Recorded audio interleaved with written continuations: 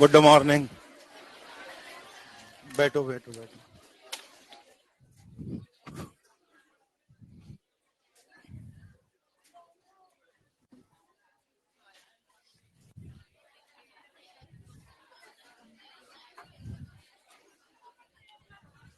कैसा महसूस कर रहे हैं आज आप? हैं? बहुत बढ़िया।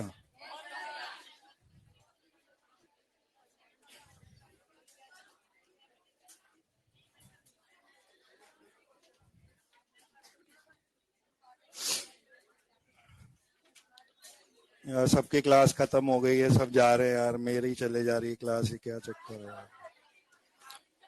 मैं भी बचा हुआ किसी और से ही पढ़वा देता हूँ यार। अरे सब स्टाफ रूम में चिढ़ा रहे हैं। अभी स्टाफ रूम में 8 टीचर बैठे थे, मैं अकेला आया हूँ क्लास लेने, बाकी सब ऐसे ही बैठे हैं। हमारा तो खत्म हो गया सिलेबस, हमें तो जाना ही नहीं है, तो चिढ़ा रहे थे सब। अभी गप्पे मारने आए हैं और क्या। एटीआर सर अभी चिढ़ा रहे थे, जाओ जाओ काम करो, मेरा तो तबीयत भी ठीक नहीं लग रही मेरी, मैं भी रेस्ट करता हूँ। आज नहीं तो लंबे रेस्ट की जरूरत है मुझे तो। लिखो फटाफट क्वेश्चन आगे।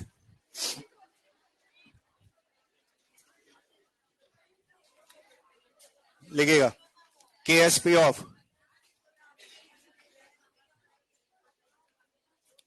Of AgBr, KSP of AGBR is 4.9 into 10 power minus 13 silver bromide. Bracket में उसका मॉलिक्यूलर वेट लिख दो 188। KSP of AGBR, वहीं पे ब्रैकेट में मॉलिक्यूलर मास लिख दीजिए 188 और KSP की वैल्यू दी है 4.9 into 10 power minus 13। Find the mass of AGBR. Find the mass of AGBR in milligram. Find the mass of AGBR in milligram. Dissolved in 20 liter of its saturated solution. 20 liter of its saturated solution.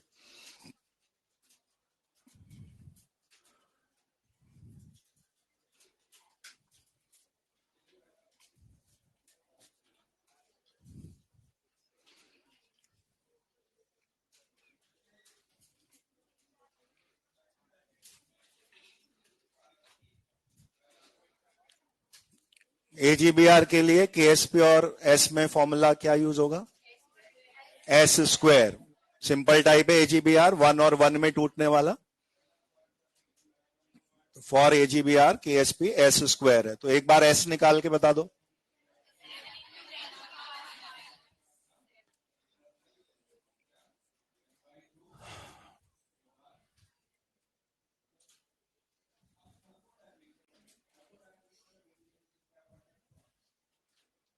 Basically आपका question यहां खत्म हो चुका है। जो question है उसमें आयनिक वाला जो काम है वो तो यहां खत्म हो चुका है कि KSP for this compound S square था। आपकी जो वैल्यू दी थी उसको 10 पावर माइनस 13 से इवन पावर में आप कन्वर्ट करो ताकि स्क्वायर रूट में उसकी आधी पावर करी जा सके। तो आफ्टर टेकिंग रूट आपको 7 इंटू 10 पावर माइनस 7, ये आंसर S का कौन सी यूनिट में मिला होगा? हमने S को C अल्फा लिखा है तो हमें मोलैरिटी यूनिट, मोल पर लीटर में ये S आया होगा। अब इसके आगे आयनिक का काम नहीं है, इसके आगे का काम यूनिट डायमेंशन का है कि इसकी शक्ल बदल के तब तक बदलते जाओ जब तक ये मिलीग्राम और वॉल्यूम 20 लीटर नहीं हो जाता।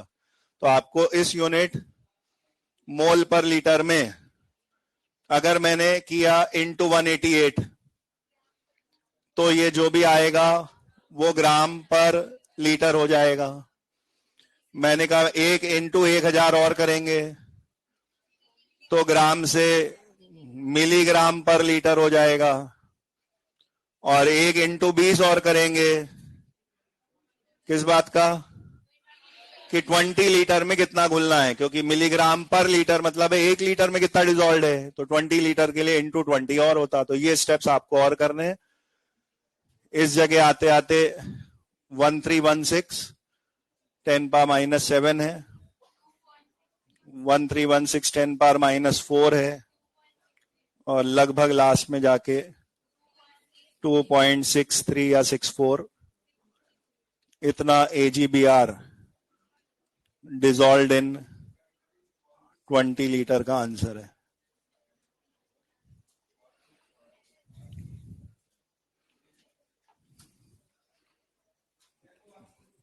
यूनिट कन्वर्जन 1 स्टेप का भी हो सकता है, 2 स्टेप, 3 स्टेप, 4 स्टेप का भी हो सकता है।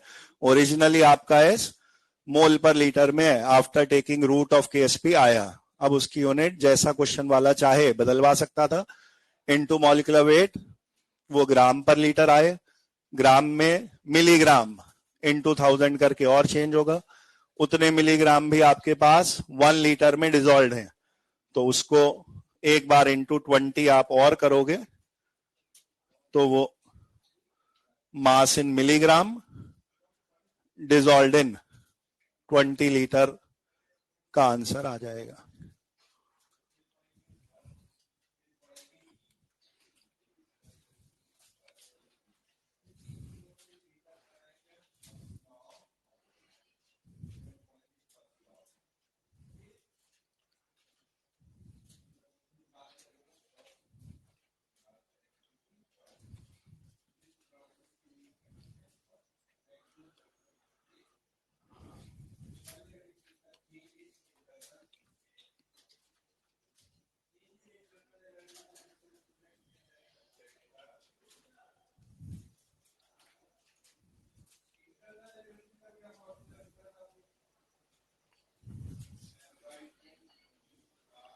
अरे तुम्हारे ये हीट वाली यूनिट चल रही है क्या?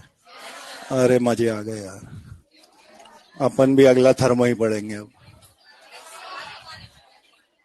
फटाफट शॉर्ट में हो जाएगा, ये बढ़िया है। 2-4 टन की बचत हो गई, बढ़िया।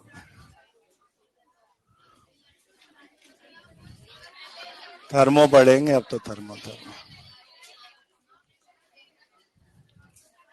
करो, ये तो करो पहले, अभी तो ये खत्म होने में बहुत टाइम है।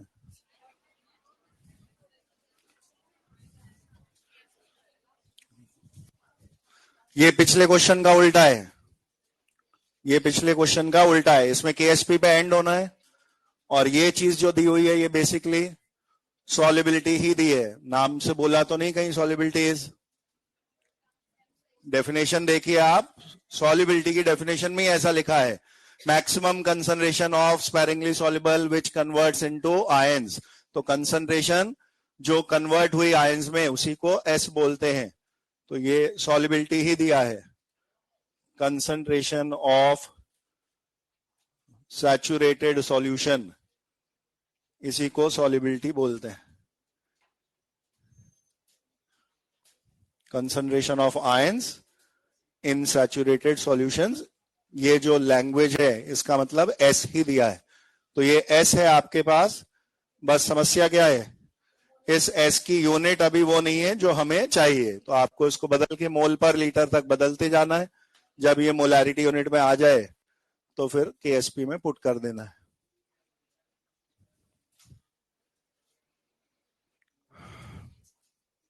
अगर इसका डेसिमल लास्ट में ले जाएं तो ये 64 × 10⁻⁻4 ग्राम पर ml है। अब आपकी चॉइस है, ग्राम के मोल पहले बदल दो या पहले ml के लीटर बदल दो, जैसा भी है। ये नंबर क्या बता रहा है, इतने ग्राम 1 ml में डिजोल्व रहे होंगे, सॉल्युबिलिटी है पर इस यूनिट में, इसका मतलब है पर ml में इतने ग्राम डिजोल्व है। 1 लीटर मतलब कितने ml हुआ, 1000 ml, 1 ml में इतने, तो 1000 ml में इससे 1000 टाइम्स ज्यादा होंगे, तो इनटू 1000 करने पर ये यूनिट अब ग्राम पर लीटर हो जाएगी। कर पा रहे हैं यूनिटरी मेथड? 1 ml में x ग्राम, तो 1 लीटर में यानी 1000 ml में x इंटू 1000 ग्राम ही होंगे, 1000 टाइम्स ज्यादा। ये वैल्यू अब आ गई 64 10 पावर -1। इतना अगर ग्राम पर लीटर में है। कैल्शियम इज 40, ये सब टोटल जुड़ के 128 मॉलिक्यूलर मास है। अब ये आ गया 1/2 10 की पावर -1 या 5 इंटू 10 पावर -2। अब इसकी यूनिट मोल पर लीटर हो चुकी है। अब आपका काम है s² 4s³ कौन सा लगेगा वो देखना, और अभी भी ये s² वाला ही है।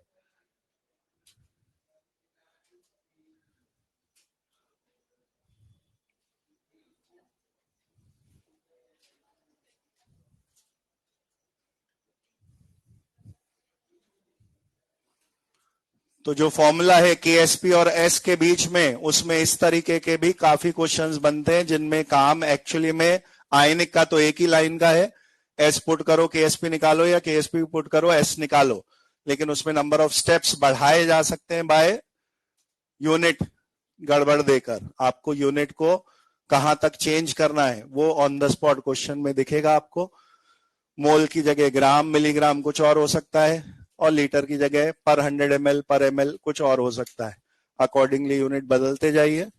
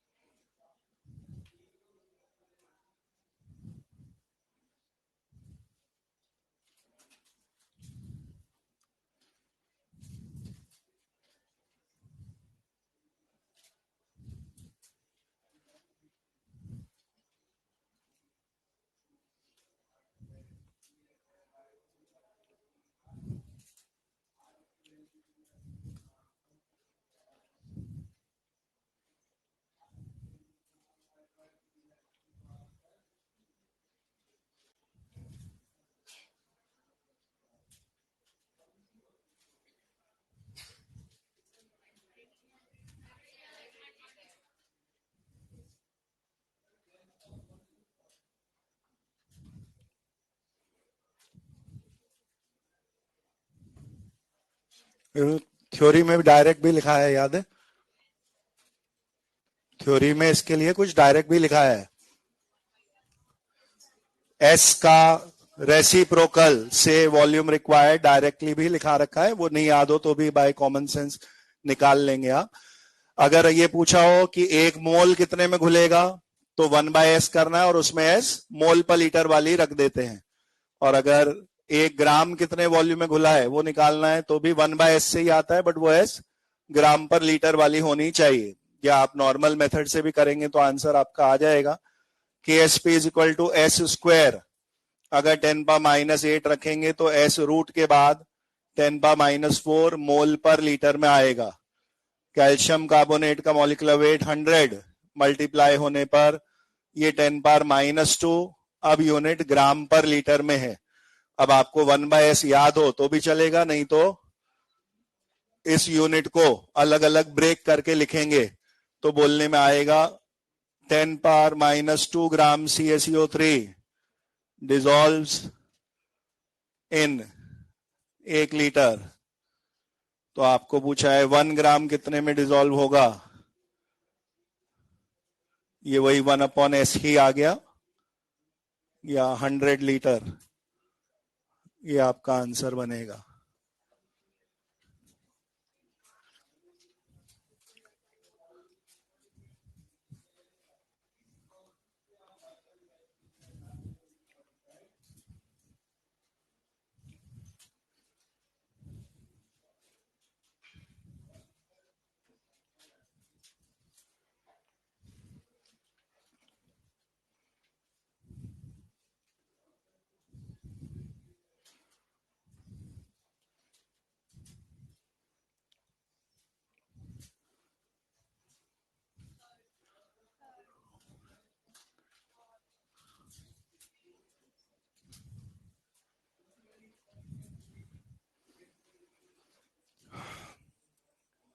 विच विल प्रेसिपिटेट लास्ट का मतलब लीस्ट सॉल्युबल बताना होता है, जो सबसे कम घुलेगा, सॉरी उल्टा, मोस्ट सॉल्युबल बताना है। Which will precipitate last mean most soluble, जो ज्यादा घुलेगा वो लेट प्रेसिपिटेट बनाना स्टार्ट करता। तो आपको मोस्ट सॉल्युबल ढूंढना है। और क्या ध्यान रखना है मोस्टली इसके समय, कि KSP डायरेक्टली 10 की पावर में कम ज्यादा किसका है वो देख के आइडिया नहीं लगाना है। S का एक रफ आइडिया 10 की पावर का निकालते जाएं और उससे आपको मोस्ट सॉल्युबल मिल जाएगा। फर्स्ट ऑप्शन में S² फॉर्मूला 4 × 10⁻⁻10 से AB की सॉल्युबिलिटी 2 × 10⁻⁵ आती। सेकंड वाले में 4S³ पॉइंट हटा के 32 10⁻12 कर देंगे तो XY2 कैसा आना है, 32/4, 8 क्यूब रूट के बाद 2 बचेगा और -12 की क्यूब रूट -4 में आएगी। पूरा एक्यूरेट नहीं भी निकाले तो 10 की पावर देखते जाओ, उतने पे हो जाता है। नेक्स्ट कंपाउंड में 27S4, वहां पॉइंट हटाएंगे तो 27, 10 की पावर -16, 27 कट जाएंगे और S में 4th रूट के बाद 10⁻⁻4 आएगा और 4th में वापस S² है 10⁻⁻10, तो S आपके पास रूट के बाद 10⁻⁻5 ऑर्डर में आ रहा है। अब ये कुछ सेम पावर वाले हैं और आपको मोस्ट सॉल्युबल देखना है। -5 वालों से -4 वाले बेटर, और -4 में 2 × 10⁻⁻4 मैक्सिमम सॉल्युबिलिटी वाला ये है, यही आपका आंसर भी है।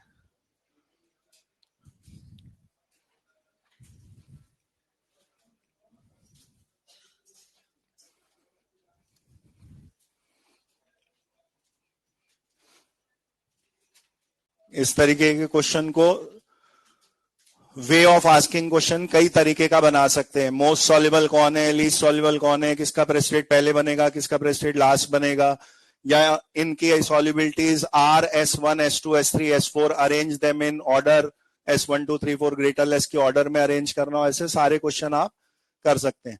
इस क्वेश्चन में अभी के लिए इससे छोटा कुछ नहीं हो सकता, कभी और इससे छोटा होना होगा तो मैं XY2 का 2 हटा दूं, PQ3 का 3 हटा दूं, तो अगर AB टाइप है, XY टाइप है, PQ टाइप है, MN टाइप है, सबका डिजाइन एक ही जैसा है, तो आपकी ये सॉल्विंग बच जाएगी। क्योंकि अगर सभी में सेम ही फॉर्मूला लगाना है तो इसका मतलब है ऑर्डर में कोई फर्क नहीं आएगा। जो KSP में अभी ज्यादा है रूट के बाद, वही S में सबसे ज्यादा आ रहा होता।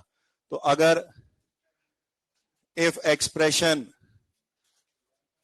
between KSP and S same for all आ रहा हो, फिर इससे मतलब नहीं है कि सब में S स्क्वायर ही लगना है, चाहे 4S क्यूब लगना हो पर सब में लगना हो, 27S4 पर सब में लगना हो। अगर सारे कंपाउंड सेम डिजाइन के हैं और सबका KSP और S का फॉर्मूला सेम है, तो आप ये ट्रिक बोल सकते हैं कि जिसका KSP मैक्सिमम उसी का S भी मैक्सिमम होगा। लेकिन ये ऑलवेज ट्रू नहीं है, केवल जब सबके लिए सेम फॉर्मूला बनना है तो ही ऐसा होगा।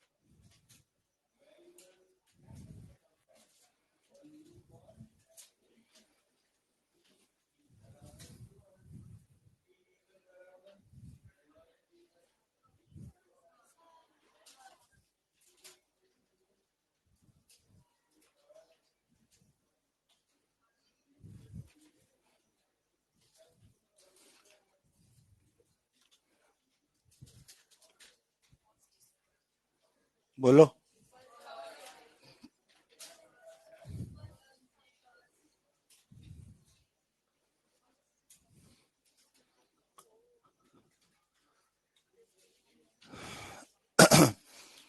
ये क्वेश्चन में अगर KSP सेम फॉर ऑल शब्दों में ना बोल के मैं कोई नंबर लिख के दे देता जो तीनों का सेम आपको दिख रहा होता, तो आप गलती कभी नहीं करोगे। लेकिन वर्ड्स में अगर मैं बोलूंगा सेम फॉर ऑल, तो फिर गलती हो सकती है कभी कभी। आपने अपने दिमाग में इन सबके डिजाइन अलग अलग हैं तो फॉर्मूले अलग बनेंगे ऐसा सोचा, S स्क्वायर में आएगा, 4S क्यूब में आएगा, S पावर 4 वाला आएगा, और मेरे पास कोई नंबर है जो KSP है, सबके सामने सेम ही लिखना है। तो सर सपोज वो नंबर 100 होता, 100, तो स्क्वायर रूट पे तो S 10 ही आता, पर क्यूब रूट पे तो और छोटा आएगा, फोर्थ रूट पे तो और कम आ जाएगा, तो इसमें सबसे कम आया ना। आपने जो KSP बोल दिया मन में 100, वो पॉसिबल ही नहीं है। आपको कुछ भी जो मन में बोलना है वो 10 की माइनस पावर में बोलना है। KSP स्पैरिंगली सॉल्युबल ही है, और KSP कभी भी 10, 50, 100, 10 की पावर 8 ऐसा नहीं होगा। ऑलवेज कैसा होगा, जैसे आपको यहाँ दिए हुए दिख रहे हैं 10 की नेगेटिव पावर में, तो क्या होगा उससे, तो क्या होगा उससे, कुछ भी एक पावर सोच के देख लो आप। जैसे -10 पावर होती तो स्क्वायर रूट पे तो -5 ही आता, फिर क्यूब रूट लेते तो -3 में वो 10⁻⁵ से और बड़ा हो गया। तो नेगेटिव पावर में आप जितनी बड़ी रूट लोगे आंसर उतना छोटा नहीं, उतना और बड़ा आ रहा है। KSP are always less than 1 expressed in negative powers of 10.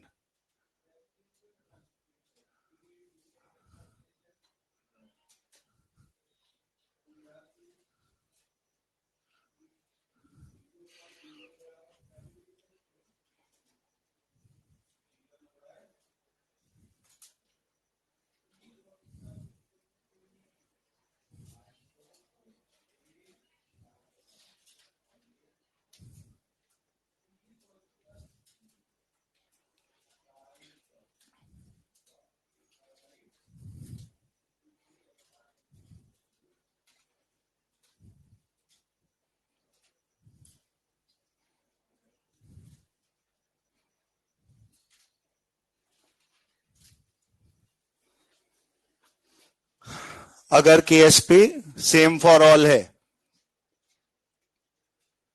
तो KSP में जितनी बड़ी 1 पावर क्रिएट होगी उतना उसका आंसर बड़ा आएगा। क्योंकि KSP खुद 1 से छोटा नंबर है. Higher root of KSP gives a greater answer. वो ये रहा मैथमेटिकल प्रूफ.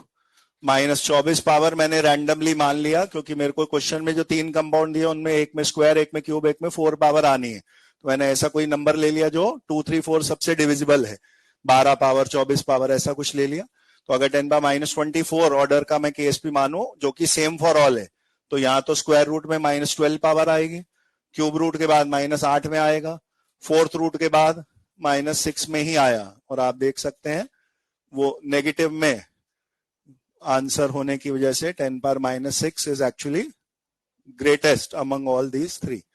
अगर ऐसा कभी पॉसिबल होता कि सर ये 10 की पावर +24 होता तो फिर ये वाला मैक्सिमम होता ना. ऑफ कोर्स मैथ्स में एक से बड़े नंबर के लिए रूट का ऑर्डर और एक से छोटे नंबर के लिए रूट का ऑर्डर डिफरेंट ही आता. बट आपके लिए 10 पावर +24 इस चैप्टर में KSP होना पॉसिबल नहीं है क्योंकि KSP निकाला ही वेरी लेस सॉल्युबल कंपाउंड्स का जाता है, स्पेरिंगली सॉल्युबल का, तो वो हमेशा 1 से छोटा ही होगा. यहाँ पे नंबर दे दिया होता तो हमेशा वो नेगेटिव पावर का ही दिया होता तो आप हमेशा एक्यूरेट आंसर ही निकाल रहे होते. अपने से पूछा लीस्ट गया था तो लीस्ट ये वाला है, मोस्ट सॉल्युबल ये वाला है.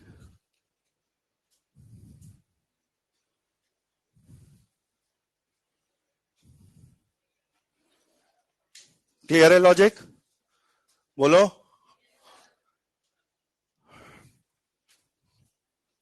तो इवन इफ KSP दिया नहीं है, आपको खुद से मानना है, तो ऐसी छूट नहीं है कि सर मान तो कुछ भी सकते हैं ना.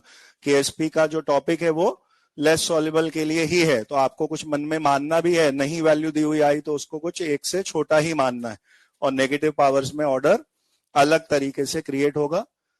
जितनी बड़ी 1 पावर क्रिएट होगी, इसको कभी कभी ऐसे भी लिख देते हैं, सेम चीज को बोलने का दूसरा तरीका. इफ KSP बराबर same for all, then compound which gives maximum number of ions most soluble दिखेगा. इसमें कोई थ्योरेटिकल लॉजिक नहीं है, गणित की बात है. मैंने कहा अगर KSP सबका बराबर होता तो हर वो कंपाउंड जो टूटने पर ज्यादा नंबर ऑफ आयंस देने वाला है उसी का इसका आंसर बड़ा आता दिखेगा. क्या लॉजिक हुआ इसके पीछे? वो जो कैलकुलेशन है आपकी S पे पावर कितनी क्रिएट हो रही है उसी पे तो डिपेंड कर रहा है. और आपने जनरल फॉर्मूला ऐसा लिखा था KSP बराबर x की पावर x, y की पावर y, s की पावर x + y. तो ये कौन है x और y? कैटायन एनायन का कोफिशिएंट ही तो है. तो अगर mx वाला कंपाउंड लिया, एक m + एक x- में 2 में टूटा, तभी तो यहाँ पावर में स्क्वायर आई. ये वाला 1 और 2 3 में टूटा तो पावर में क्यूब आया. ये वाला 1 और 3 4 में टूटा तो पावर 4 आई. तो जितने ज्यादा आयंस में वो टूट रहा होगा, S पे उतनी बड़ी पावर क्रिएट हुई होगी और उतनी बड़ी रूट लेने से आंसर उतना बड़ा आया होगा. तो इनडायरेक्टली मैथमेटिकली ये बात उससे कनेक्टेड आपको दिख सकती है.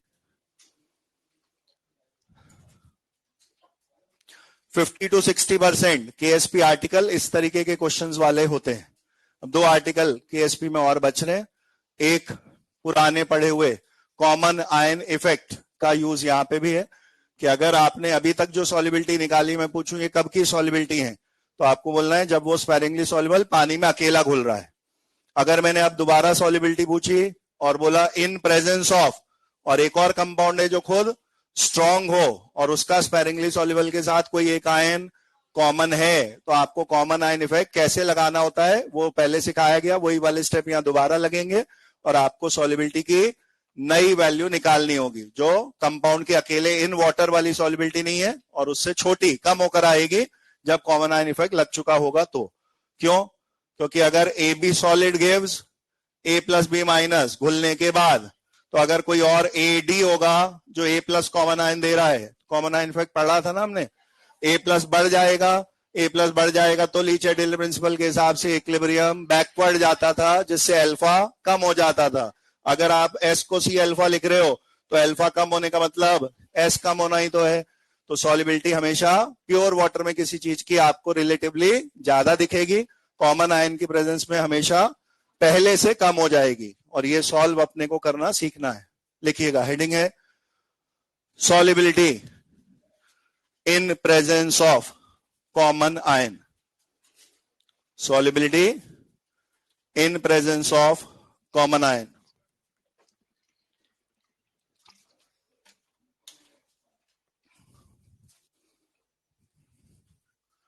solubility in presence of common ion।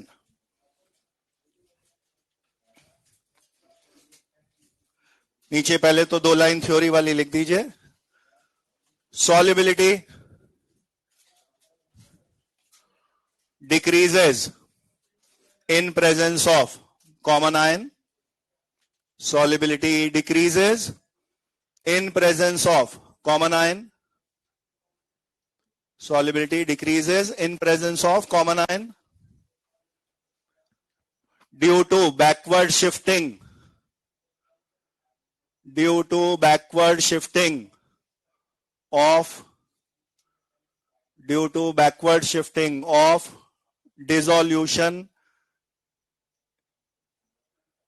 reaction, due to backward shifting of dissolution reaction। वही ली चैटेलर प्रिंसिपल या कॉमन आयन इफेक्ट वाली बात हो रही है। और अब आपको इसकी जो मैथ्स है वो और दिखाई जा रही है। क्या करना है, हाउ टू सॉल्व।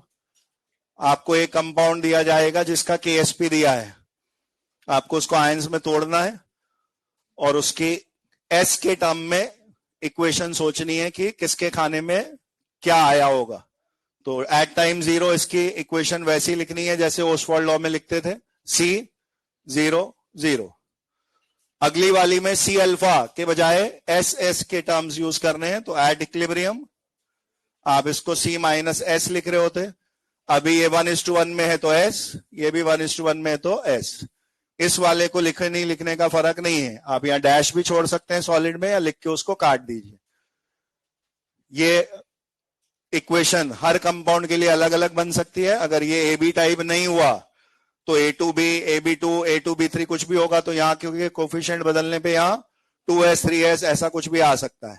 तो ये है स्टेप नंबर 1, अपने स्पेरिंगली सॉल्युबल कंपाउंड जिसका केएसपी दिया है उसको आयंस में तोड़ के उसकी इक्वेशन लिख देनी है। स्टेप 2 आंसर आ जाएगा। आपका काम है इस कंपाउंड का केएसपी का फॉर्मूला लिखना, लेकिन एस के टर्म्स में नहीं।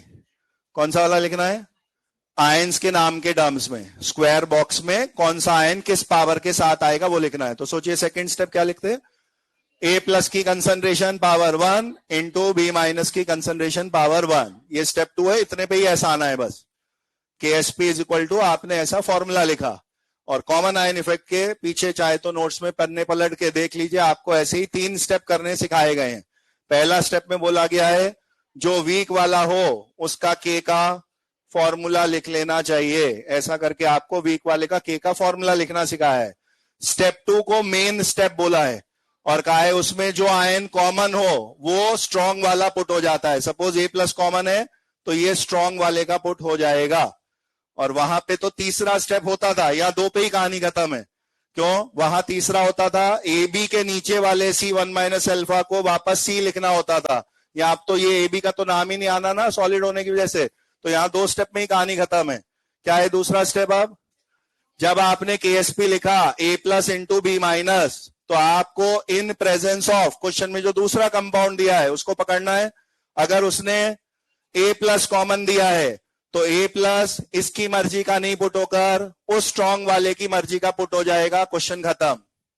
कैसे खत्म हो गया, क्वेश्चन वाले ने क्या पूछा होगा अपने से, फाइंड द नई वाली सॉल्युबिलिटी। तो एक जगह क्या इसका टर्म तो बच गया ना, A प्लस जो कॉमन आयन है वहां स्ट्रॉन्ग वाला पुट हो जाएगा, ये वाला S गायब हो गया। पर B माइनस के खाने में जो S बचा है वो अपने आप वो वाला S का आंसर आएगा, अब जो पहले से कम हो चुकी वाली सॉल्युबिलिटी है। B माइनस कॉमन होता तो B माइनस स्ट्रॉन्ग वाला पुट हो जाएगा, ये वाले S बचे रह जाएंगे। ये वाला S सॉल्व कर दीजिए। क्लियर है।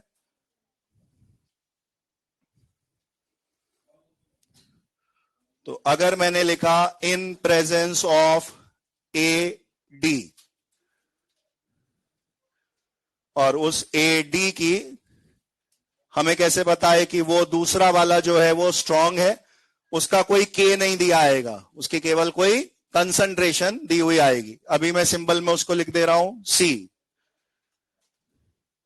और वो चीज स्ट्रांग है, आपको उसको 100% ब्रेक करना है। बोलिए ए डी नाम की चीज को कैसे कैसे तोड़ा होगा? ए प्लस डी माइनस। उसके लिए भी अगर ऐसे ही आपने सी जीरो जीरो करके इक्वेशन बनाई होगी, इसको सी डैश लिख दे रहा हूं, अगर सी उसका सिंबल ले रखा था हमने, इसमें अल्फा का चक्कर नहीं है, ये स्ट्रांग है, 100% टूटना है, तो ये खत्म हो जाएगा। खुद को जीरो करके इसने पूरी कंसंट्रेशन सी डैश आयंस में कन्वर्ट कर दी, और आयंस भी एक और एक रेशो में सी डैश करके मिल गए। ये है आपका अभी का कॉमन आयन कंसंट्रेशन। ये मन में हो चुका होगा स्टेप, मैंने लिख के दिखाया है। आपको क्या करना है, स्ट्रांग वाले को दिमाग में तोड़ लेना है और उसकी वैल्यू से कितना कॉमन आयन मिलेगा वो संख्या निकाल लेनी है। और केएसपी बराबर, पहली बार कौन सा लिखना है फॉर्मूला? स्क्वायर बॉक्सेस वाला। KSP is equal to A plus into B minus KSP पहले वाला अभी भी वही रहेगा। ए डी के प्रेजेंट होने से केएसपी पे कोई फर्क नहीं पड़ना। It is equilibrium constant, temperature के अलावा उसको कोई बदलने वाला नहीं है, तो केएसपी वही का वही रहेगा जो क्वेश्चन में एक बार दिया आ गया। और क्या करना है आपको? जो कॉमन आयन है ए प्लस, वो स्ट्रॉन्ग की मर्जी का पुट होगा, यहां पे आपको सी डैश रख देना है बाय स्ट्रॉन्ग वाला कंपाउंड ए डी। तो यहां पे तो सी डैश हो गया, इस जगह जो बी माइनस के खाने में आया था वो लिखना है एस। अब आप जो एस निकाल रहे हैं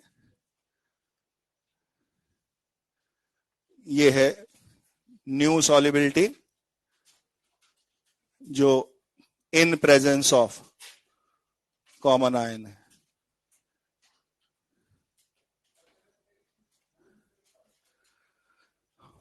सर ये वाला फॉर्मूला रट लें क्या?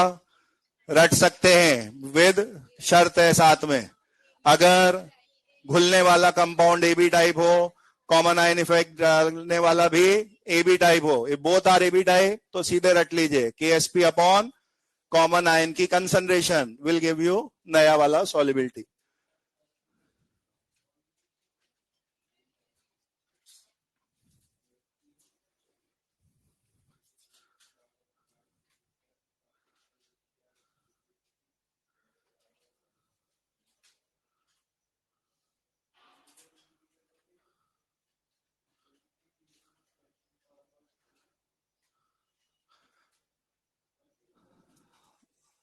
अगर दोनों ए बी टाइप ही हैं तो इसी को रट लीजिए आप, केएसपी अपॉन जो कॉमन आयन की कंसंट्रेशन है उसको सीधे यहां पे फॉर्मूले में रख दें। अगर कोई भी एक ए बी टाइप नहीं है तो ये फॉर्मूला तो रटा नहीं लगा सकते, लेकिन तरीके में कोई अंतर नहीं है, तरीका यही रहेगा, method will remain the same. Hardly 2 line का क्वेश्चन बनता है। स्टेप 1, जो स्पैरिंगली सॉल्युबल कंपाउंड है उसकी इक्वेशन में आयंस एस के टर्म्स में लिख लो। सी को सी माइनस एस लिखा, ion S 2s 3s 4s कितना बनने हैं वो लिख दीजिए। स्टेप 2 पे बात खत्म है। स्टेप 2 पे सीधे आप ये फॉर्मूला लिखोगे, और जो आयंस के कोफिशिएंट रहे होंगे वो उन आयंस की कुछ कुछ पावर में भी आएंगे। फिर उन दोनों बॉक्स में से जो एक आयन कॉमन है वो स्ट्रॉन्ग वाला पुट हो जाएगा, दूसरे ब्रैकेट वाले टर्म एस के बचे रह जाएंगे, वही एस आपको निकालना रहेगा। क्लियर है? और पक्का ये एस का आंसर पहले से कम ही आना है।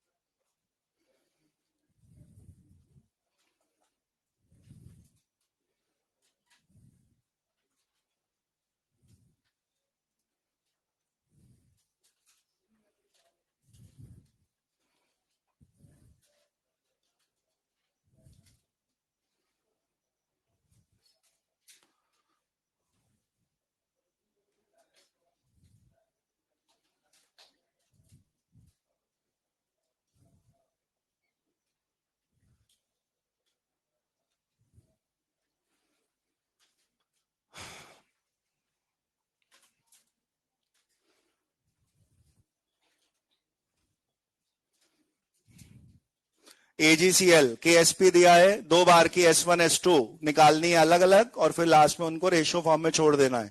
S1 बताइए क्या है आंसर? S1 उसमें ये सब नहीं करना है, उसका पुराना फॉर्मूला जो है S² वो वाला आपका इन वाटर वाला आंसर होता KSP S1 पहली वाली का स्क्वायर, तो ये S1 10 पावर -5 आता आपका।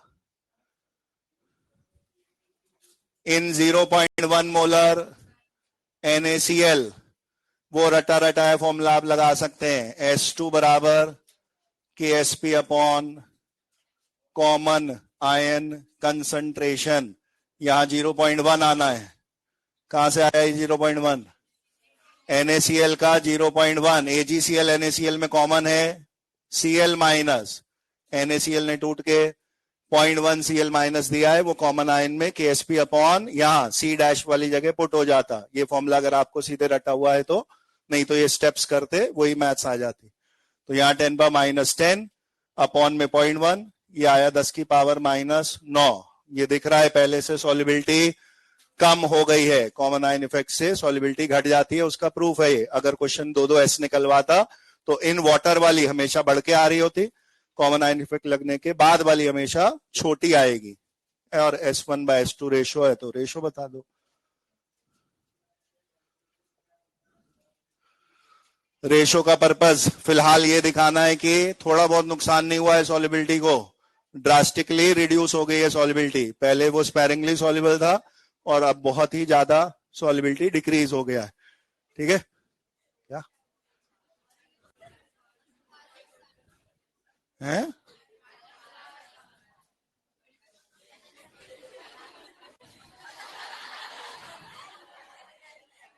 हमें समझ में भी तो आए क्या बोल दिया, क्या मद्रासी बोल दी भैया।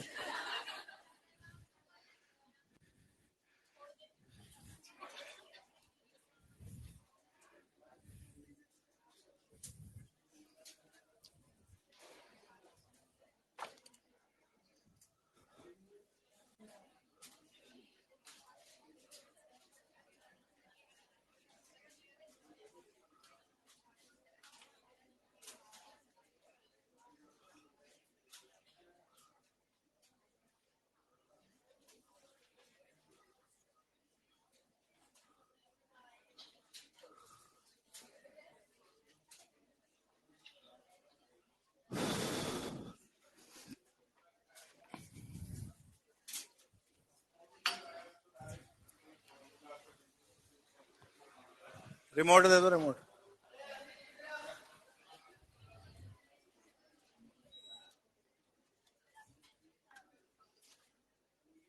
बताओ आंसर फटाफट।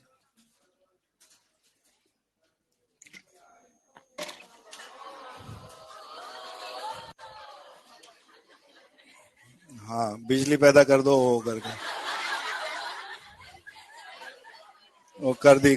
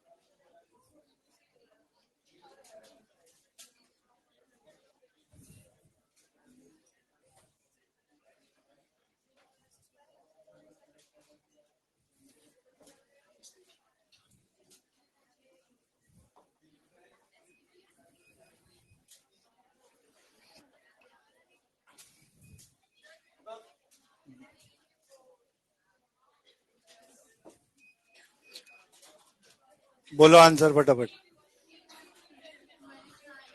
3.2 10 पावर माइनस 9।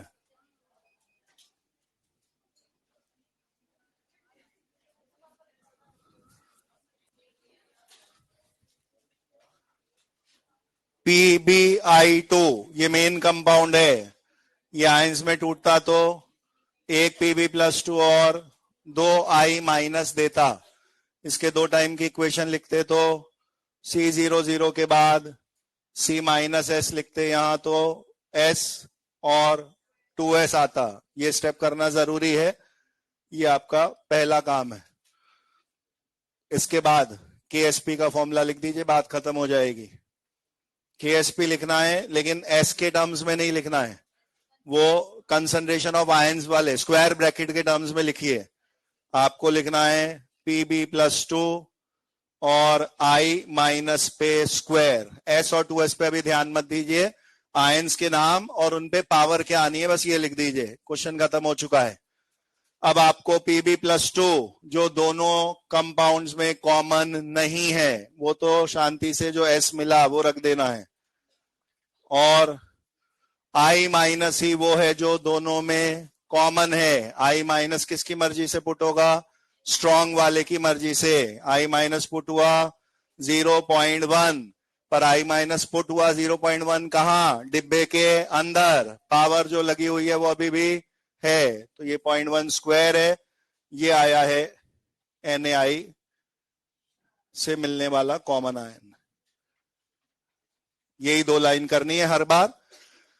S2S 3S के फॉर्म में आयंस की कंसंट्रेशन निकालो और स्क्वायर ब्रैकेट वाले फॉर्मूले में पावर के साथ उसका KSP का फॉर्मूला लिखो। KSP जो दिया है वो पुट कर दीजिए, इधर पुट हो चुका है 3.2 10 पावर माइनस 11। Pb+2 जो कॉमन नहीं है उसका जो सिंबल आ रहा है वो रख दिया, और I माइनस जो दोनों में कॉमन है वो स्ट्रॉन्ग वाले की मर्जी से पुट होगा। ये हमेशा का फिक्स मैथ्स है। 2 आयन में से एक जो कॉमन नहीं है वो वीक वाला खुद का पुट कराएगा, जो कॉमन है वो स्ट्रॉन्ग वाले का पुट होना है। तो ये 0.1 स्क्वायर इधर डिवाइड में जाएगा और आपका S माइनस 9 पावर में आएगा।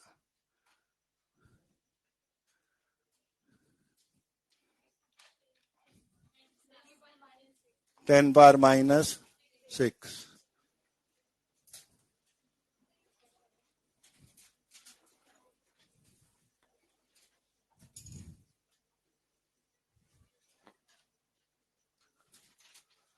बिल्कुल फिक्स, वही 2 लाइन का रटा रटाया काम है। एवरी कॉमन आयन का क्वेश्चन उसी तरह से हो रहा है जैसा पहले भी यही सिखाया था। कॉमन आयन इफेक्ट पहले भी ऐसे ही बोला था, उसमें से एक स्टेप कम इस वजह से हो गया कि सॉलिड होने की वजह से आपको डिनोमिनेटर में के में कुछ लिखना नहीं है, तो 2 स्टेप में काम खत्म हो रहा है। वीक वाले का के लिखो और उसमें एक आयन जो कॉमन है वो स्ट्रॉन्ग वाले का पुट कर दो, बात खत्म। कैसे टूटेगा? Ag3PO4 सिल्वर फॉस्फेट नाम है ये। Ag3PO4 क्या क्या तोड़े? 3Ag प्लस एक PO4 माइनस 3। बोलिए 2 टाइम की equation.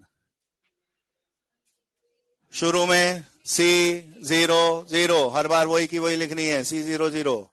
C minus S coefficient के हिसाब से 3S और S, ये वाला काम का नहीं है आपके, बस ये S वाली इक्वेशन लिख दीजिए। वापस KSP लिख रहे हैं, लेकिन कौन सा वाला? स्क्वायर डिब्बे वाला, S के टर्म्स में नहीं। बोलिए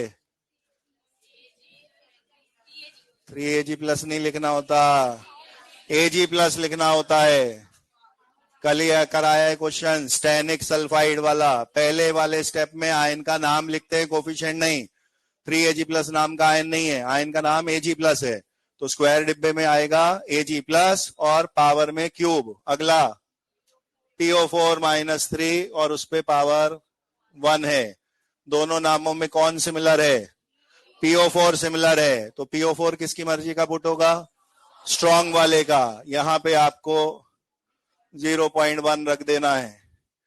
ये है कॉमन आयन जो Na3PO4 स्ट्रॉन्ग वाले ने दिया है।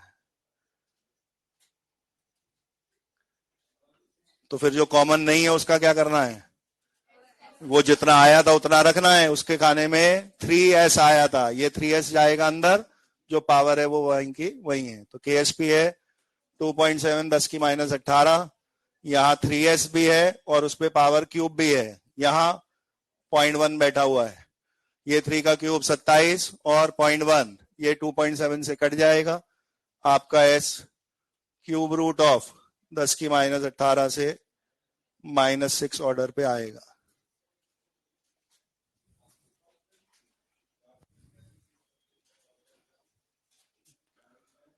तो इस आर्टिकल में प्रैक्टिकली स्पीकिंग नया कुछ भी नहीं है, जो आप पहले भी अल्फा 1, अल्फा 2, अल्फा 3, अल्फा 4 इस तरीके का एक क्वेश्चन नोट्स में लिखा मिलेगा आपको कॉमन आयन इफेक्ट में, और वहां पे भी ये डिस्कशन हो चुका है कि कॉमन आयन का न्यूमेरिकल जब भी करना है इसी पैटर्न से करना है।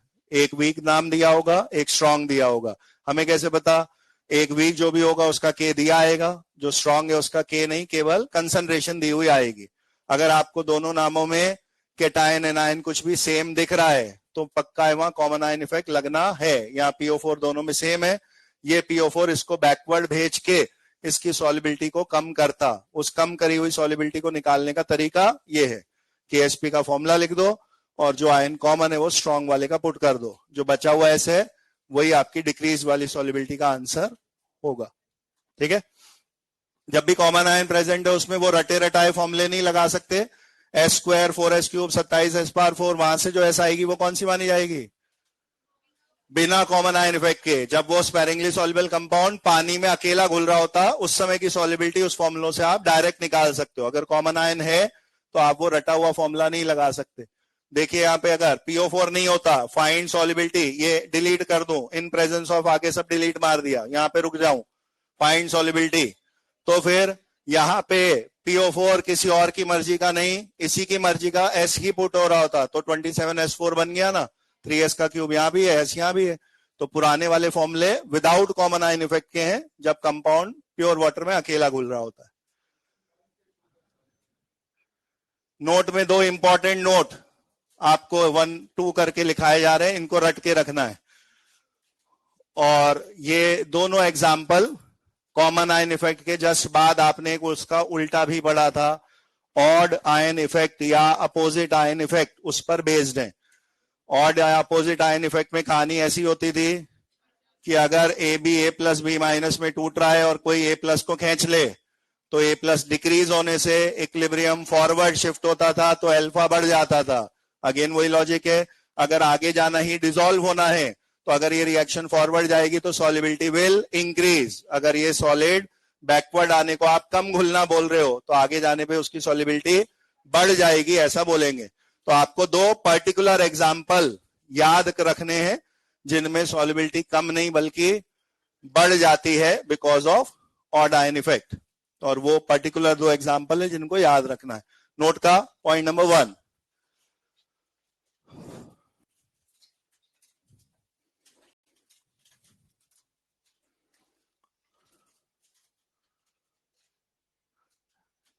sparingly soluble compounds, sparingly soluble compounds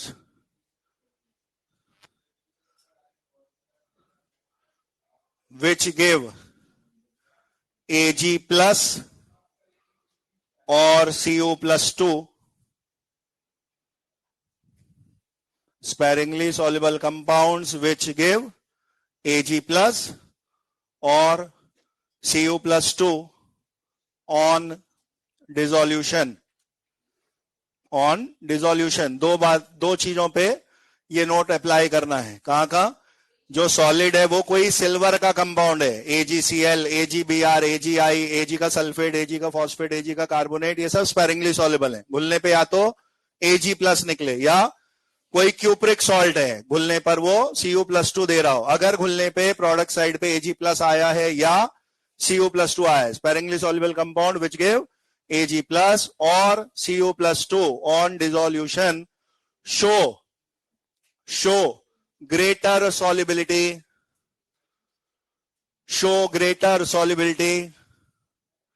in presence of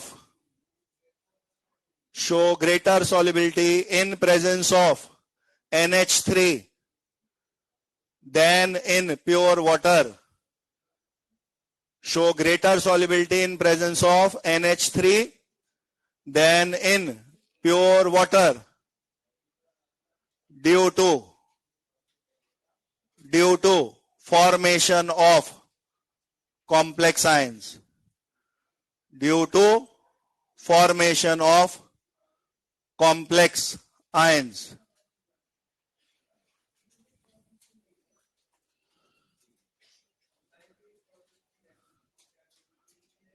मान लीजिए मैंने कोई सिल्वर का ऐसा स्पेरिंगली सॉल्युबल कंपाउंड लिया जो Ag+ मुझे दे रहा था, मैंने रैंडमली Ag(x) लिखा है, यहां x का मतलब सिर्फ हेलोजन होना जरूरी नहीं है, एनीथिंग जो Ag+ दे रहा हूं, मुझे Ag+ से मतलब है। या मैंने कहा मेरे पास कोई कॉपर +2 देने वाला स्पेरिंगली सॉल्युबल कंपाउंड है, ये आयन मिलना चाहिए। क्यूप्रिक सॉल्ट घुल रहा हो या सिल्वर सॉल्ट घुल रहा हो जिससे Ag+ या Cu+2 बने हो। आपके नोट में कहा गया अगर पानी के बजाय वहां अमोनिया प्रेजेंट हुई तो ये और बेटर घुलेंगे, they will show greater solubility, और उसका कारण वही है फॉरवर्ड शिफ्टिंग या ऑड आयन इफेक्ट होना। तो जैसे ही अमोनिया वहां मौजूद होगा, अमोनिया Ag+ के साथ इस तरीके से जुड़कर कॉम्प्लेक्स वाला ये आयन बना लेता है। सिमिलरली अगर उसे Cu+2 क्यूप्रिक आयन मिला तो वो अमोनिया के साथ जुड़ के इस तरीके का कॉम्प्लेक्स आयन बना लेता है। तो इससे बनने से क्या हुआ, अगर ये कॉम्प्लेक्स आयन बन रहा है तो इससे क्या हुआ, अमोनिया ने ये कॉम्प्लेक्स आयन बनाने के लिए उन रिएक्शन से Ag+ या Cu+2 अपने साथ खर्च कराने चालू कर दिए, और वहां पे वो कम होने की वजह से इक्विलिब्रियम फॉरवर्ड जाने लगेंगे।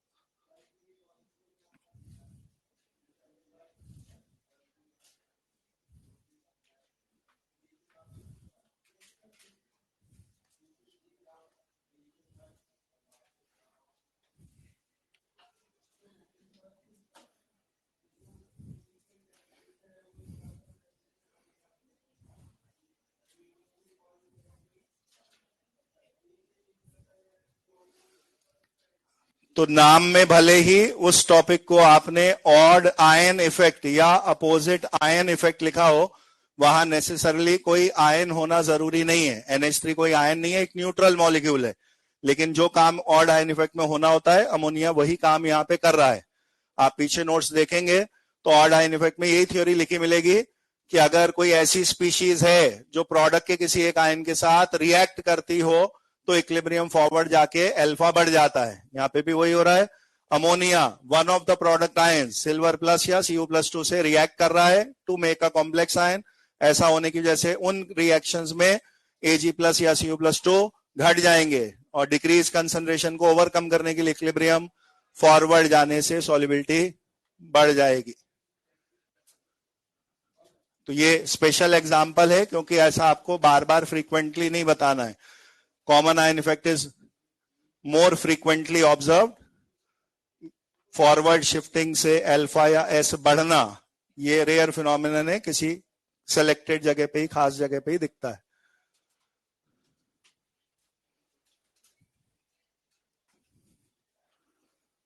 और लगभग ऐसा ही नोट का एक सेकंड पॉइंट है, अप्रोच यही है।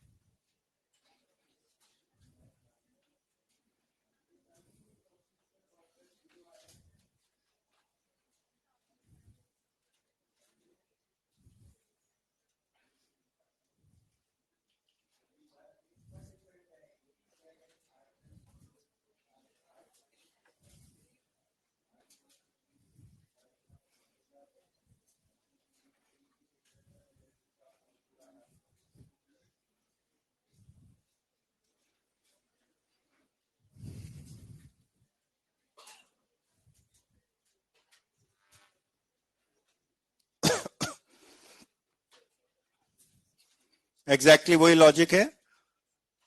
सिल्वर सॉल्ट्स या कॉपर सॉल्ट्स के लिए अमोनिया की प्रेजेंस होना जैसा ही आर्गुमेंट है कि अगर कोई स्पेरिंगली सॉल्युबल हाइड्रोक्साइड है, ऐसे कई कंपाउंड है जो सॉलिड है और OH होल ट्वाइस या थ्राइस फॉर्म में रहते हैं। Mg का OH होल ट्वाइस ये एक सॉलिड है, कैडमियम OH होल ट्वाइस ये एक सॉलिड है, PbOH होल ट्वाइस ये एक सॉलिड है, ZnOH होल ट्वाइस ये एक सॉलिड है। अगर कोई भी हाइड्रोक्साइड है जो घुल रहा हो तो आप देखोगे अगर आपने कैडमियम हाइड्रोक्साइड पानी में डाला तो आपको ऐसा फील होगा घुला बिल्कुल भी नहीं, सारे का सारा बैठ गया वो, तो क्योंकि उस समय वो स्पैरिंगली सॉल्युबल बिहेव कर रहा है। और अगर आपने उसमें कुछ ड्रॉप्स ऑफ एसिड मिलाया और हिला दिया कंटेनर तो काफी सारा प्रेसिपिटेट घुल जाएगा, प्रेसिपिटेट की मात्रा पहले से काफी कम हो जाएगी, विच विल एक्सपेरिमेंटली प्रूव कि सॉल्युबिलिटी बेटर हो गई, इंप्रूव हो गई एसिडिक मीडियम में। स्टोरी यही है ऑड आयन इफेक्ट वाली।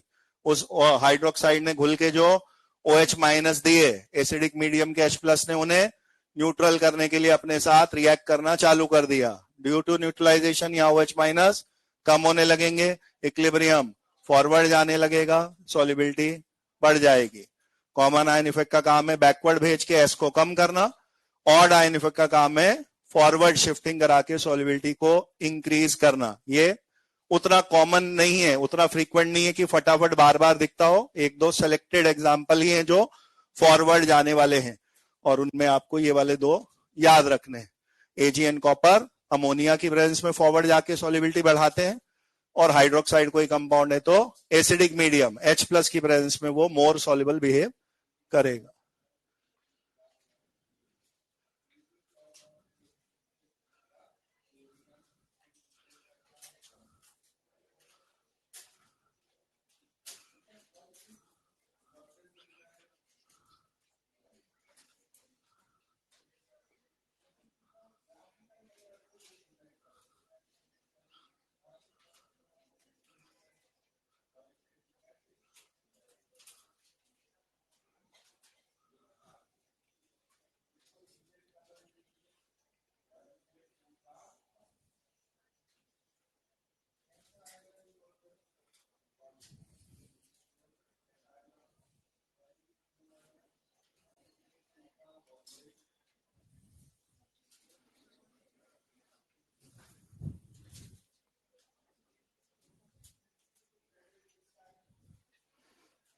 कोई सॉल्विंग रिक्वायर्ड नहीं है, पढ़ना है, समझना है और इंक्रीजिंग ऑर्डर में चारों को लिखना है।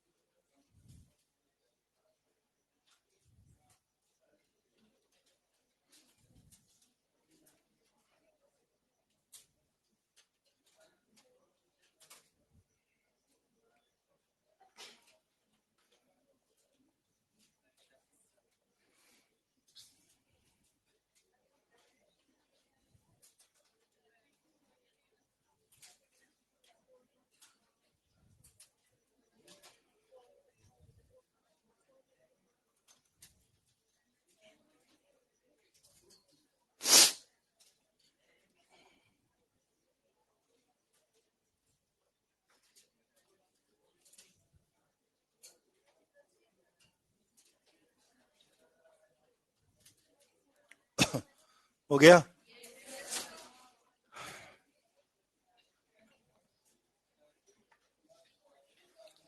S1 जो है वाटर में ये कहीं ऑर्डर में बीच में रहता, क्योंकि वाटर उसे नॉर्मल घुलने देगा, ना बैकवर्ड भेज के S कम कराना है ना फॉरवर्ड भेज के बढ़ाना है। तो S1 आपने कहीं लिखा। नेक्स्ट बार S2 AgNO3 Ag+ common ion, तो S2 इससे कम आना है, तो S2 इससे और पहले लिख दिया।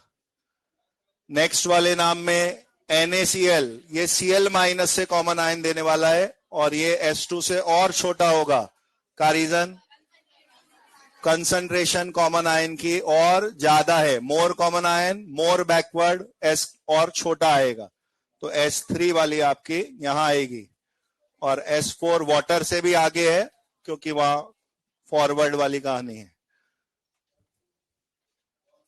तो यहां तो नो फॉरवर्ड नो बैकवर्ड गए आप, यहां फॉरवर्ड शिफ्टिंग हुई, ऑड इफेक्ट लगा है,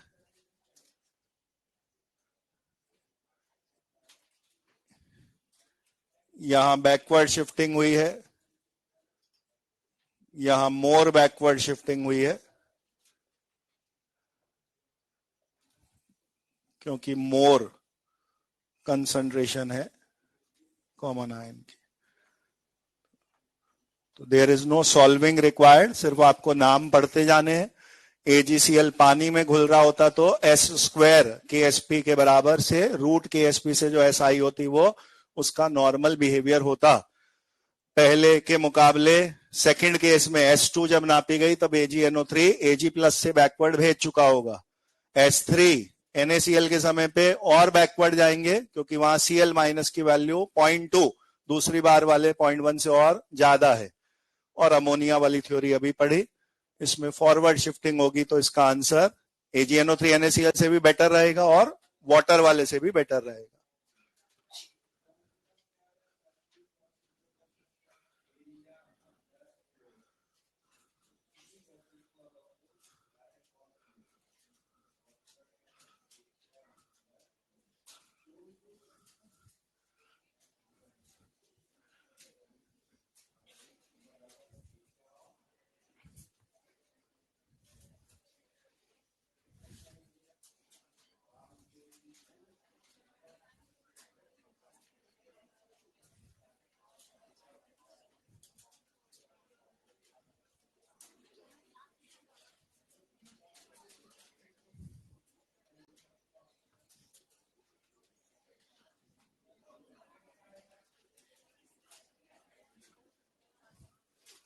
केमिकल इक्विलिब्रियम में पढ़ा हुआ टॉपिक Q रिएक्शन कोशेंट, उसका कॉपी ही है ये वाला Q, बस उसका नाम बदल के यहां आयनिक प्रोडक्ट रखा गया है।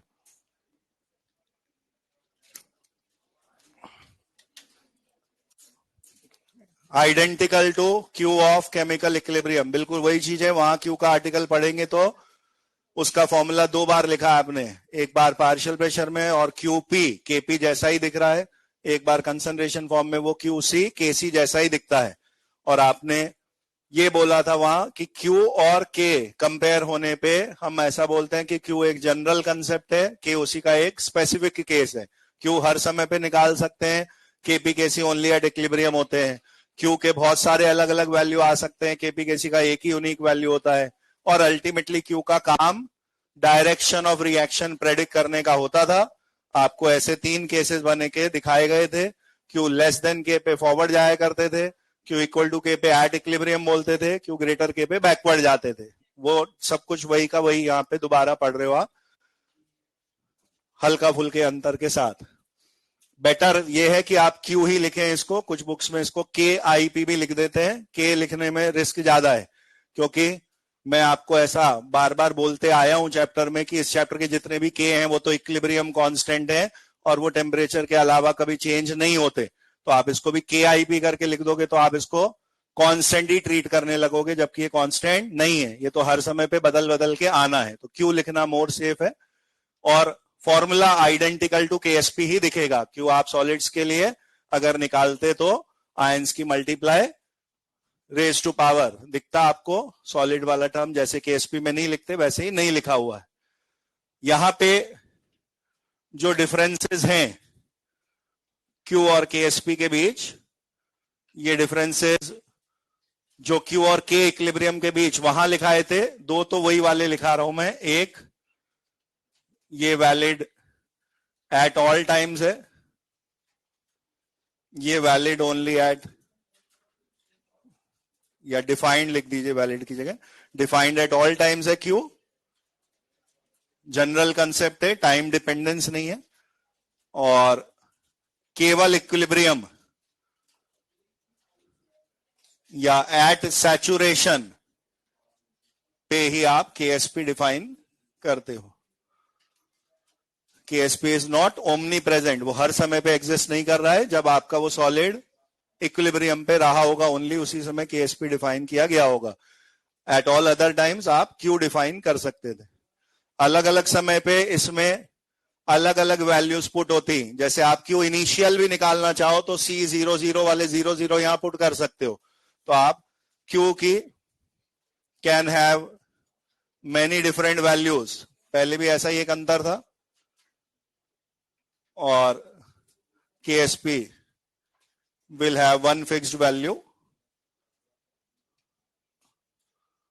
ये दो अंतर तो वही रिपीट हुए हैं Q और K इक्विलिब्रियम में। नाउ देयर इज थर्ड एक एडिशनल डिफरेंस है, और यही हाईली इंपॉर्टेंट डिफरेंस है आपके लिए, इसी वाले में आपको अच्छे से समझना है। ये केएसपी आर्टिकल का वो हिस्सा है अब आखिरी में जो बाकी वाले से थोड़ा सा कॉम्प्लिकेटेड है। बाकी केएसपी वाला आर्टिकल यूजुअली आराम से कंसेप्ट ग्रास्प हो जाता है। दिस इज समथिंग जो सर क्यू में तो क्या दिक्कत थी, वहां Q less than greater than equal to 3 ही तो बातें थी, डायरेक्शन प्रेडिक्ट करना होता था, वहां का तो क्यू का कंसेप्ट कभी टिपिकल नहीं था, वो तो आसान ही था। यहाँ पे डायरेक्शन गेस करने को नहीं आएगी, उस डायरेक्शन की हेल्प से प्रेसिपिटेशन कब होगा कब नहीं होगा, प्रेसिपिटेशन कराने के लिए कितना मिलाना पड़ेगा, प्रेसिपिटेशन ना हो उसके लिए कितने तक मिला सकते हैं, ऐसे अजीबोगरीब से कुछ क्वेश्चंस बनेंगे, उसको थोड़ा सा एनालाइज करना पड़ता है। और उसमें ये तीसरा जो पॉइंट है difference of Q and Ksp, ये सबसे ज्यादा इंपॉर्टेंस रखता है। और इसमें क्या है कहानी सुनिएगा, अगर ये कंपाउंड ये फॉर्मूला केएसपी नाम से आप लिख रहे होते, इसको कुछ देर के लिए ए बी मान लो आप, एक ए प्लस बना हुआ है एक बी माइनस बना हुआ है, और यहां पे C00 के बाद C माइनस एस पे एस और एस लिखे हुए हैं। अगर ये ए बी है तो मैंने कहा अगर ये केएसपी की बात होती तो आपने यहां KSP equal to A plus into B minus अगर लिखा होता तो आपने ए प्लस में क्या लिखा होता एस, बी माइनस में भी लिखा होता एस, क्योंकि केएसपी के तार सॉल्युबिलिटी से जुड़े हैं। तो जब सॉल्युबिलिटी चेक करनी रही होगी और मैं आपसे पूछूं अगर केएसपी ऑफ ए बी लिखना है तो पानी में उस समय क्या मिलाया गया होगा, तो आप बोलोगे सर ए बी की सॉल्युबिलिटी चेक करनी है तो पानी में ए बी मिलाया गया होगा। और मैंने आपसे पूछा तो फिर पानी में जो ए प्लस बी माइनस पाए गए होंगे वो किससे आए हैं, तो आप बोलोगे ए बी के घुलने से ही आए हैं। तो ए प्लस की कंसंट्रेशन भी ए बी ही डिसाइड करता, बी माइनस की कंसंट्रेशन भी ए बी ही डिसाइड करता।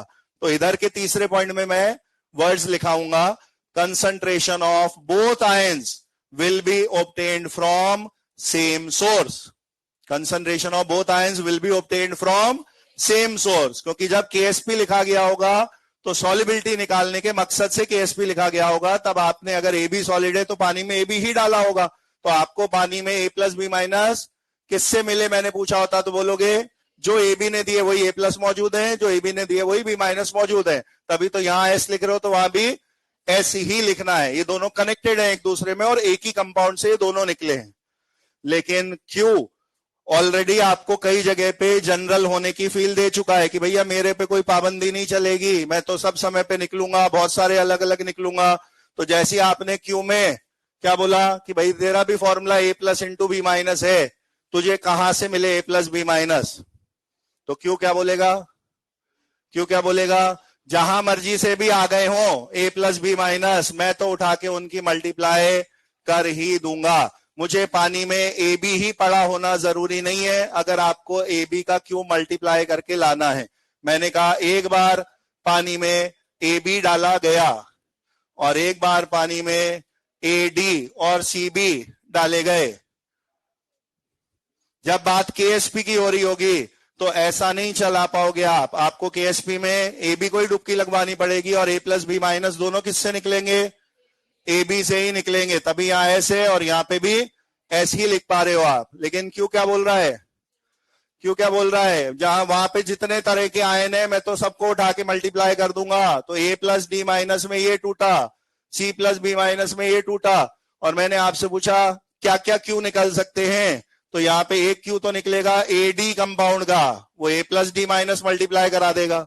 एक क्यू निकलेगा सी बी नाम का, जो सी प्लस और बी माइनस मल्टीप्लाई कर देगा। और एक तीसरा ए बी का भी क्यू निकलेगा, जो ए प्लस तो इसके पकड़ लेगा और बी माइनस इसके पकड़ लेगा। यानी क्यू क्या कहता है कि कंसंट्रेशन ऑफ बोथ आयंस जो मल्टीप्लाई हो रहे हैं वो एक ही सोर्स से भी आ सकते हैं और डिफरेंट सोर्सेस से भी आ सकते हैं। क्यू ने अपने ऊपर कोई पाबंदी नहीं लगा रखी। The ions which are getting multiplied with each other, वो एक ही से बाहर निकले हो ऐसा भी हो सकता है, और एक अलग ने दिया और एक अलग ने दिया हो ऐसा भी हो सकता है। लिखिए तीसरा और इंपॉर्टेंट पॉइंट, और यही की पॉइंट है, यही आपके क्वेश्चंस को डिसाइड कराएगा आगे। तीसरा पॉइंट ये क्यू वाली तरफ लिख रहे हैं, concentration of ions. Concentration of ions can be obtained. Concentration of ions can be obtained from same or different compounds. Concentration of ions can be obtained from same और डिफरेंट कंपाउंड्स। दूसरी तरफ लिख दीजिए concentration of ions must be obtained concentration of ions must be obtained from same compound. Concentration of ions must be obtained from same compound. यहां पे table बंद कर दो। ये जो पुराने तीनों रिजल्ट थे एज इट इज वही के वही तीनों रिजल्ट हैं। क्यू लेस के पे क्या होता है, क्यू इक्वल टू पे क्या होता है, क्यू ग्रेटर के पे क्या होता है, वो तीनों रिजल्ट वही हैं। अगर क्यू पहले के से छोटा होता था क्या बोलते थे? रिएक्शन फॉरवर्ड डायरेक्शन में जा रही है। यहां आपका क्यू केएसपी से छोटा होने पर रिएक्शन इज गोइंग फॉरवर्ड, वही आंसर है, लेकिन उसको ट्विस्ट करके अलग भाषा में बोला गया। अगर आपने बोला ये रिएक्शन फॉरवर्ड डायरेक्शन में जाएगी क्यू लेस देन के होने पर, तो इस रिएक्शन में आप क्या दिखा रहे थे?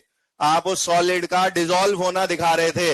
अगर ये रिएक्शन फॉरवर्ड जा रही है, कंटिन्यू जा रही है, इसका मतलब है अभी उस सॉलिड का घुलना हो रहा है, और घुलना हो रहा है मतलब अनसैचुरेटेड सॉल्यूशन की कंडीशन है। ये सॉल्यूशन इज अनसैचुरेटेड। पुराने वाले आंसर को ही ट्विस्ट करके लैंग्वेज बदल के बोला जा रहा है। अगर आप इसकी जगह ये भी बोल देंगे कि ये रिएक्शन फॉरवर्ड गई है, तो बात वही है, फॉरवर्ड जाने पे वो सॉलिड मोर डिसॉल्व होगा, उसके घुलने की गुंजाइश बच रही है, उसी को बोलते हैं अनसैचुरेटेड सॉल्यूशन। पहले क्यू और के बराबर होने को क्या बोलते थे? इक्विलिब्रियम पर है, एट इक्विलिब्रियम। क्यू और के दोनों के फॉर्मूले सेम है, तो अगर नंबर सेम आ रहा है इसका मतलब है दोनों में सेम ही डेटा पुट हुआ होगा, जो केवल इक्विलिब्रियम पे पॉसिबल है। और इक्विलिब्रियम का ही दूसरा नाम है सैचुरेटेड। अगर क्यू बराबर केएसपी है तो सॉल्यूशन सैचुरेटेड है, मैक्सिमम घुल चुके हो आप। फॉरवर्ड बैकवर्ड दिशा में रेट बराबर हो जाने की वजह से अब आप सॉलिड को इससे और ज्यादा डिसॉल्व नहीं करा पाओगे। जितना डिसॉल्व होगा उतना वापस इनसॉल्युबल सॉलिड में कन्वर्ट भी हो रहा होगा, तो यही मैक्सिमम वाला पॉइंट होता है। और तीसरी बार जब आप क्यू ग्रेटर के वहां पढ़ते थे तो बोल देते थे रिएक्शन इज गोइंग बैकवर्ड, वही आंसर है, बैकवर्ड ही जा रहे हैं। लेकिन बैकवर्ड वाले को अब भाषा बदल के क्या बोल रहे हैं? अगर बैकवर्ड जाओगे तो सॉलिड बनेगा, और सॉलिड बनेगा तो वो घुले हुए फॉर्म में ना रहकर बैठना चालू कर देगा। तो ये है प्रेसिपिटेशन अकर्स की कंडीशन। सैचुरेटेड से आगे अगर आप क्यू ग्रेटर के कंडीशन में चले गए हैं तो मैक्सिमम से ज्यादा मात्रा में डाल दिया जाना, उतना घुल नहीं पाएगा, और जो घुल नहीं पाएगा बैठ जाएगा, उसी को आप प्रेसिपिटेशन हो रहा है का कंडीशन बोलेंगे। ठीक है, इसमें जो न्यूमेरिकल पार्ट है वो नेक्स्ट टर्न में अभी होगा। टेस्ट में बफर तक ही आएगा।